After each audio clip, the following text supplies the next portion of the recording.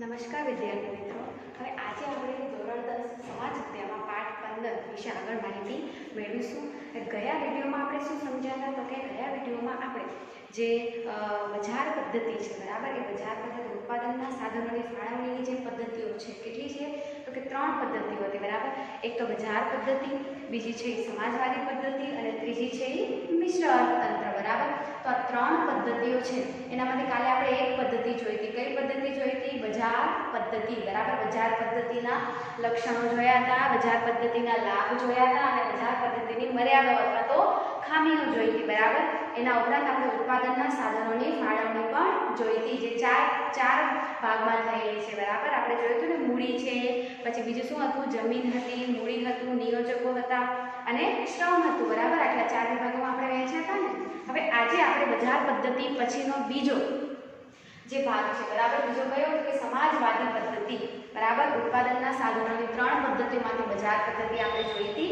હવે આજે આપણે જોવાના છીએ સમાજવાદી પદ્ધતિ. તો પહેલા તો બજાર પદ્ધતિમાં મહત્વનું આપણે શું જોયું હતું? લક્ષણો શું હતા? તો કે જે બજાર પદ્ધતિમાં જે માલિકી હશે એ કોની હોય છે? તો કે વ્યક્તિગત માલિકી અથવા તો ખાનગી માલિકી હોય છે. કોઈ એક વ્યક્તિની માલિકી છે અથવા તો ખાનગી માલિકી છે. એનામાં કોઈ પણ જાતની સરકાર કંઈ પણ કરશે નહીં અથવા તો રાજ્ય કોઈ પણ જાતનો હસ્તક્ષેપ કરતા નથી, બરાબર. અને એનાથી સાવ જ વિરોધમાં આવે છે આ સમાજવાદી પદ્ધતિ, બરાબર. સમાજવાદી પદ્ધતિ એટલે ઇન્શોર્ટમાં એવું કે જેનામાં સરકાર અથવા તો રાજ્ય જે છે એ નિર્ણય લે અને એ જે કે એના દ્વારા જ કામકાજ થાય, બરાબર. એને આપણે કહીએ છીએ સમાજવાદી પદ્ધતિ. એટલે કે બજાર પદ્ધતિ એટલે શું થશે? તો બજાર પદ્ધતિ એટલે એવી કે જેનામાં માત્ર ને માત્ર વ્યક્તિ જે છે એ અથવા તો ખાનગી પોતાની રીતે નિર્ણય લઈ શકશે, જ્યારે કે આ સમાજવાદી પદ્ધતિમાં એવું થશે નહીં. એનામાં કોઈ પણ રાજ્ય છે એ, બરાબર, રાજ્યની જે સરકાર છે હસ્તક્ષેપ કરશે, એ જેમ કહેશે એના પ્રમાણે કામ કરવું પડશે, બરાબર. ચલો આગળ જોઈએ આપણે સમાજવાદી પદ્ધતિ. તો શું કહે છે કે બજાર પદ્ધતિની અનેક ખામીઓ તથા નિષ્ફળતાઓના પરિણામે સમાજવાદી પદ્ધતિનો ઉદ્ભવ થયો. રશિયા અને ચીન જેવા દેશોએ આ પદ્ધતિ અપનાવી ઝડપથી આર્થિક વિકાસ હાંસલ કર્યો છે. હવે સમાજવાદી પદ્ધતિ જે છે, બરાબર, એ શું કહે છે કે બજાર પદ્ધતિની થોડી ઘણી મર્યાદાઓ, થોડી ઘણી ખામીઓ હતી, એને કારણે બજાર પદ્ધતિ એટલી બધી સફળ જતી નથી. અને એની સાથે સાથે બીજી પદ્ધતિ સમાજવાદી પદ્ધતિ છે, બરાબર. તો સમાજવાદી પદ્ધતિ કોણે અપનાવી છે? તો કયા દેશે? તો રશિયા અને ચીન. કઈ અપનાવી છે? સમાજવાદી પદ્ધતિ. અને બજાર પદ્ધતિ કોણે અપનાવી છે? અમેરિકા, જાપાન અને ફ્રાન્સે. યાદ રાખજો, બરાબર. આ 3 દેશોએ બજાર પદ્ધતિ અપનાવી હતી, જ્યારે રશિયા અને ચીને સમાજવાદી પદ્ધતિ અપનાવી, બરાબર. હવે સમાજવાદી આર્થિક પદ્ધતિ એ બજાર પદ્ધતિથી તદ્દન વિરુદ્ધ છે. સમાજવાદી પદ્ધતિ એ બજાર પદ્ધતિથી એકદમ જ અલગ વિરુદ્ધ છે. સમાજવાદી આર્થિક પદ્ધતિમાં બધા જ આર્થિક નિર્ણયો રાજ્યતંત્ર દ્વારા લેવામાં આવે છે. આ સમાજવાદી જે પદ્ધતિ છે એનામાં બધા જ નિર્ણયો કોણ લેશે? તો કે રાજ્યતંત્ર લેશે. કેટલું વેપાર કરવું, શેનું ઉત્પાદન કરવું, એના કેટલા ભાવ રાખવા, એ બધું જ ટોટલી નિર્ણય કોણ લેશે? રાજ્યતંત્ર. કોઈ પણ વ્યક્તિ લઈ શકશે નહીં. જ્યારે બજાર પદ્ધતિમાં એ વ્યક્તિને સંપૂર્ણપણે છૂટછાટ હતી કે કયા માલનું ઉત્પાદન કેટલું કરે, કેવી રીતે કરે, બધું જ એને છૂટછાટ હતી, બરાબર. ત્યાર પછી શું કહે છે કે સમાજવાદી આર્થિક પદ્ધતિમાં બધા જ આર્થિક નિર્ણયો રાજ્યતંત્ર દ્વારા લેવામાં આવે છે. ઉત્પાદનના બધા જ સાધનોની માલિકી રાજ્યની હોય છે. આ પદ્ધતિમાં સમગ્ર અર્થતંત્રનું સંચાલન રાજ્ય દ્વારા થાય છે. ઉત્પાદન, મૂડીરોકાણ, સાધનોની ફાળવણી, ઉત્પાદનની વહેંચણી વગેરે સમાજની જરૂરિયાતોને ધ્યાનમાં રાખીને રાજ્ય દ્વારા કરવામાં આવે છે. હવે શું કહે છે કે બધું જ શું કરશે? નિર્ણય ટોટલી કોના હાથમાં છે? રાજ્યતંત્રના. તો હવે કેટલું ઉત્પાદન કરવું, એનામાં કેટલું મૂડીનું રોકાણ કરવું, બરાબર, સાધનોની ફાળવણી કેટલી કરવી, એ બધા જ નિર્ણયો કોણ લેશે? રાજ્ય લેશે, બરાબર. સમાજવાદી પદ્ધતિમાં કેન્દ્ર સ્થાને નફો નહીં પણ સમગ્ર સમાજનું કલ્યાણ હોય છે. હવે એક આનામાં એ ફાયદો કે સમાજવાદી પદ્ધતિ હશે ને તો એનામાં મુખ્યમાં મૂળ જે હશે એ નફો નહીં હોય પણ શું હશે? તો સંપૂર્ણ સમાજનું કલ્યાણ છે.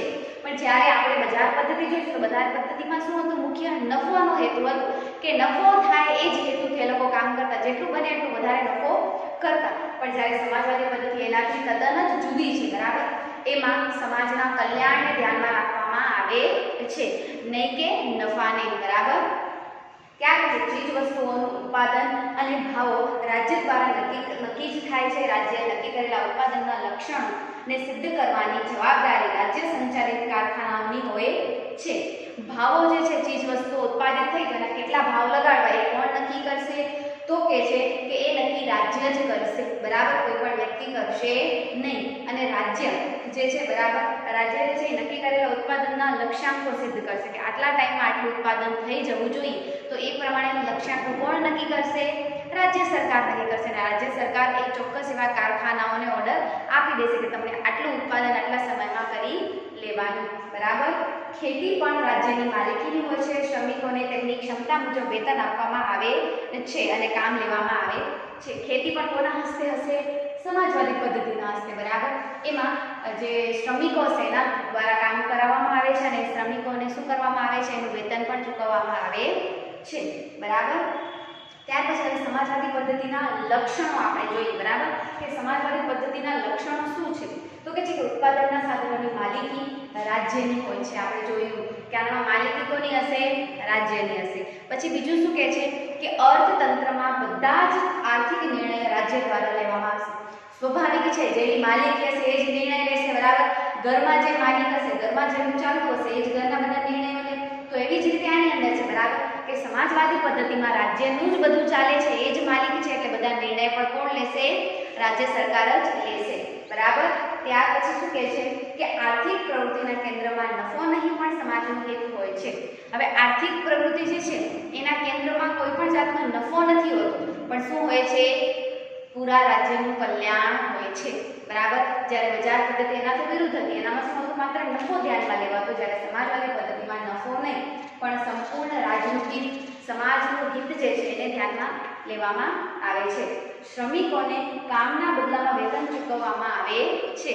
શ્રમિકો જે છે એને એના કામના બદલામાં શું ચૂકવવામાં આવશે? તો કે વેતન ચૂકવવામાં આવશે, બરાબર. આ હતા એના લક્ષણો. હવે સમાજવાદી પદ્ધતિના લાભ કયા છે આપણે એ જોઈએ. તો શું કહે છે કે સમાજની જરૂરિયાતો મુજબ ઉત્પાદન થવાની બિનજરૂરી કે મોજ શોખની વસ્તુનું ઉત્પાદન થતું નથી. આપણે જોયું કે બજાર પદ્ધતિમાં બિનજરૂરી જે છે મોજ શોખની વસ્તુઓ એનું ઉત્પાદન વધારે થાય છે, બરાબર. જ્યારે સમાજવાદી પદ્ધતિ છે એનામાં સંપૂર્ણ નિર્ણય કોણ લેવાય છે? તો કે રાજ્ય સરકાર સંપૂર્ણ નિર્ણય લે છે. એટલે ખોટી વધારાની કોઈ પણ જાતની મોજ શોખની વસ્તુઓ છે અથવા તો કોઈ પણ બિનજરૂરી વસ્તુ છે એનું ઉત્પાદન થતું નથી, એ ઘટી જાય છે. એટલે એક લાભ એ થાય છે, જરૂર પૂરતી વસ્તુઓનું જ ઉત્પાદન થાય છે.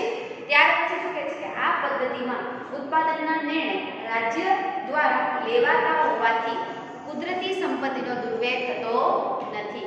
હવે આ જે સમાજવાદી પદ્ધતિ છે, બરાબર, એની અંદર સંપૂર્ણ નિર્ણય રાજ્ય દ્વારા લેવામાં આવે છે. રાજ્ય જેનો નિર્ણય કરે છે એટલે શું થાય છે કે કુદરતી સંપત્તિ જે છે આપણી, બરાબર, એનો કોઈ પણ જાતનો દુર્વ્યય, એનો કોઈ પણ જાતનો બગાડ થતો નથી, બરાબર. જ્યારે ઓલી બજાર પદ્ધતિ આપણે જોઈએ એનામાં શું હતું? બધું નિર્ણય વ્યક્તિગત લેવામાં આવતું, એટલે નફા માટે લોકો ગમે કરતા અને એને કારણે શું થાય છે કે ઘણીવાર કુદરતી સંપત્તિનો દુર્વ્યય પણ થતો હોય છે, બરાબર. ચલો ત્યાર પછી જોઈએ. હવે શું કહે છે કે એના પછીનું લક્ષણ તો આવક અને સંપત્તિની અસમાનતા દૂર થાય છે. આવક અને સંપત્તિમાં જે અસમાનતા છે, બરાબર, એ શું થાય છે? દૂર થાય છે, બરાબર.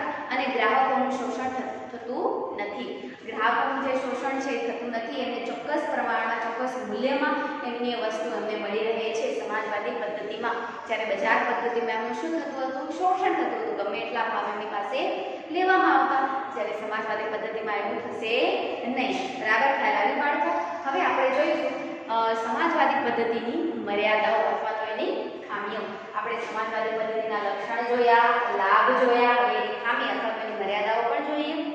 તો શું કહે છે કે ઉત્પાદનના સાધનોની માલિકી રાજ્યની હોવાથી ઉત્પાદન વધારવા માટે પ્રોત્સાહન મળતું નથી.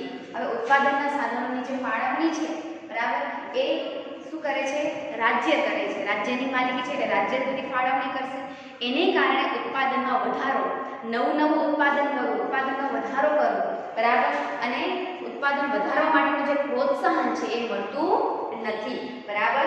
સ્પર્ધા કે હરીફાઈના અભાવના કારણે અર્થતંત્રમાં શું કહે છે કે સ્પર્ધા કે હરીફાઈ જે છે, બરાબર, એનો અભાવ હોય છે. એને કારણે અર્થતંત્રમાં નવા જે સંશોધનો થાય એ ને વેગ મળતો નથી, મતલબ કે નવા નવા સંશોધનો થતા નથી, બરાબર. હરીફાઈ અને સ્પર્ધા જેવું કાંઈ હોતું નથી, એટલે નવા નવા સંશોધનો થતા નથી.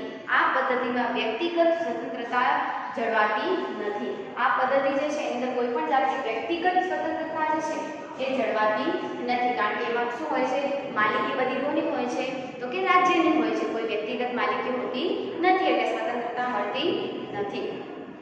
રાજ્યમાં સંપૂર્ણ હસ્તક્ષેપના કારણે અમલદારશાહીનો ભય ઊભો થાય છે.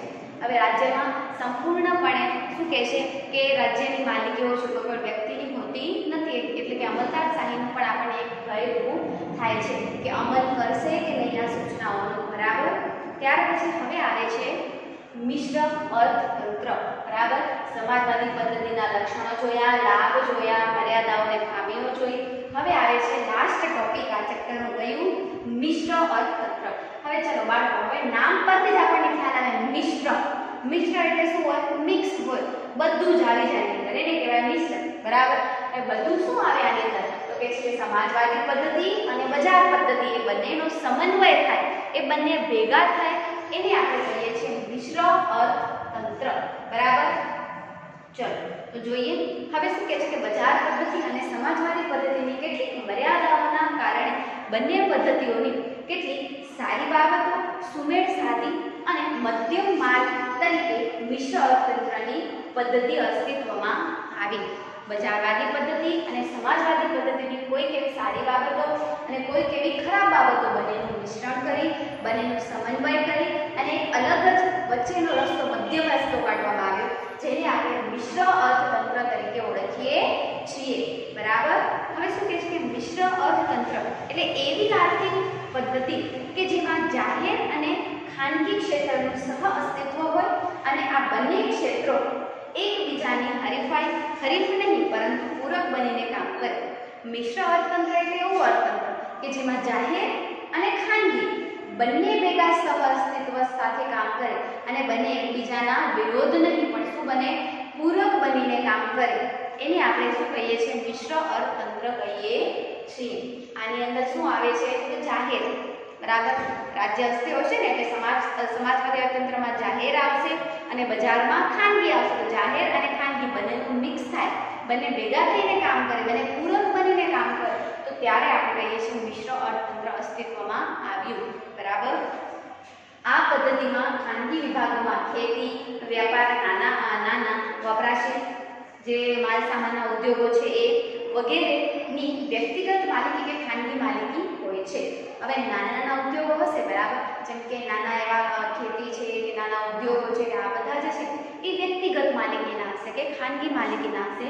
પરંતુ જ્યારે ભારે ઉદ્યોગો છે, મોટા ઉદ્યોગો છે, સંરક્ષણ સામગ્રીના કારખાનાઓ છે, રેલવે છે, વીજળી છે, રસ્તાઓ છે, સિંચાઈઓ છે, આ બધા મોટા કામો, મોટા ઉદ્યોગો છે, એ બધા કોને હસ્તે હોય છે તો કે સરકારને હસ્તે હોય છે, બરાબર. એની માલિકી રાજ્યની હોય છે.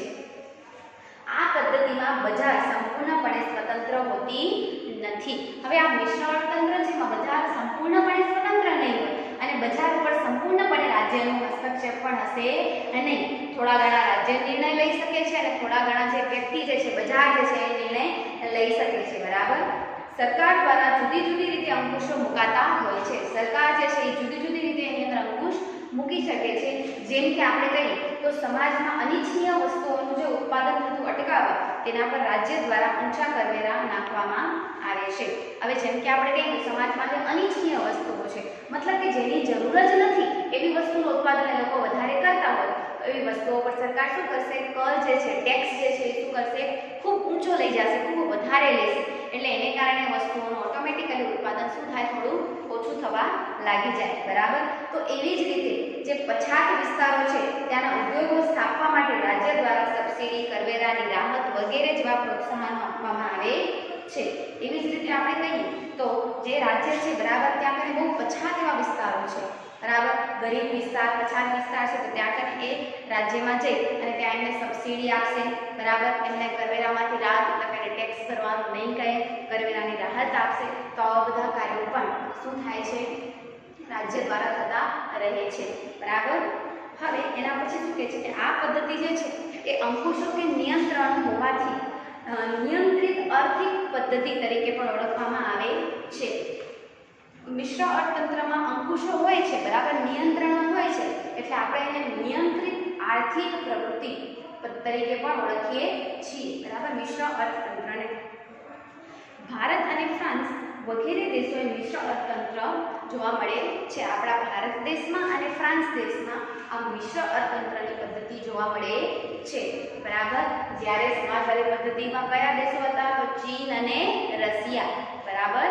ચલો આગળ જોઈએ. હવે શું કહે છે કે આજે વિશ્વના કોઈ પણ દેશમાં સંપૂર્ણપણે બજાર પદ્ધતિ કે 100% સમાજવાદી પદ્ધતિ અમલમાં નથી. આજે કોઈ પણ એવો દેશ નથી કે જ્યાં સંપૂર્ણપણે સમાજવાદી પદ્ધતિ અથવા તો સંપૂર્ણપણે બજારવાદી પદ્ધતિ ચાલતી હોય. બંને પદ્ધતિઓ પોતાનું વિશિષ્ટ રૂપ ગુમાવી મિશ્ર અર્થતંત્રમાં ભળી ગઈ છે. બંને પદ્ધતિઓ પોતાનું જે વિશિષ્ટ રૂપો છે એને ગુમાવીને શેમાં ભળી ગઈ છે? મિશ્ર અર્થતંત્રમાં ભળી ગઈ છે, બરાબર. બજાર પદ્ધતિમાં આજે આયોજન અને રાજ્યનું નિયંત્રણ જોવા મળે છે, જ્યારે સમાજવાદી પદ્ધતિમાં પણ આર્થિક છૂટછાટો અને આર્થિક ઉદારતાની અસર જોવા મળે છે. બજારવાદી પદ્ધતિમાં પણ આજે ક્યાંક કોઈ જગ્યાએ રાજ્યના નિયંત્રણો જોવા મળે છે, જ્યારે સમાજવાદી પદ્ધતિમાં પણ થોડી ઘણી છૂટછાટો આપવામાં આવે છે અને થોડા ઘણા રાજ્યના નિર્ણયો હોય છે, બરાબર. પરંતુ મિશ્ર અર્થતંત્રમાં પણ ખામીઓ જોવા મળે છે. પરંતુ જે મિશ્ર અર્થતંત્ર છે એનામાં પણ ખામીઓ જોવા મળે છે, બરાબર. કઈ ખામીઓ? આપણે ખામીઓ જોઈએ, મર્યાદાઓ જોઈએ તો શું કહે છે કે આર્થિક અસ્થિરતા હશે, સંકલનનો અભાવ હશે, આર્થિક નીતિઓનો અસાતત્ય હશે, આર્થિક વિકાસનો નીચો દર હશે વગેરે જેવી મર્યાદાઓ મિશ્ર અર્થતંત્રમાં પણ જોવા મળે છે. આર્થિક અસ્થિરતા હશે, બરાબર. બધી જ જગ્યાએ બધાને સારી એવી આવક નહીં હોય, કોઈકને ઓછી હશે, કોઈકને વધુ હશે, બરાબર. કોઈકને લાભ થતો હશે, કોઈકને ગેરફાયદો થતો હશે. તો શું કહે છે? અસ્થિરતા હશે, સ્થિરતા હશે નહીં. શું કહે છે પછી કે સંકલનનો અભાવ. હવે સરકાર જ બધા નિર્ણય લે એટલે બધા એક સાથે સંકલિત થઈને સારી રીતે કામ કરી શકે નહીં. સંકલનનો થોડોક અભાવ રહી જાય. પછી આર્થિક નીતિઓનો અસાતત્ય રહે અને આર્થિક વિકાસનો નીચો દર. વિકાસનો દર જે છે કેવો રહેશે? નીચો રહેશે. શું કામ? તો કોઈ પણ જાતની સ્પર્ધા કે હરીફાઈ હોય નહીં, તો લોકોને પોતાની રીતે પ્રોત્સાહન મળે નહીં કંઈક કરવા માટે, બરાબર. એટલે દર કેવો રહેશે? વિકાસનો નીચો રહેશે, બરાબર. ખ્યાલ આવ્યો બાળકો? મિશ્ર અર્થતંત્ર. તો હવે આપણે અહીં આજે ચેપ્ટર છે 15મો, બરાબર, આર્થિક વિકાસ એને પૂર્ણ કરીશું, બરાબર. અસ્તુ.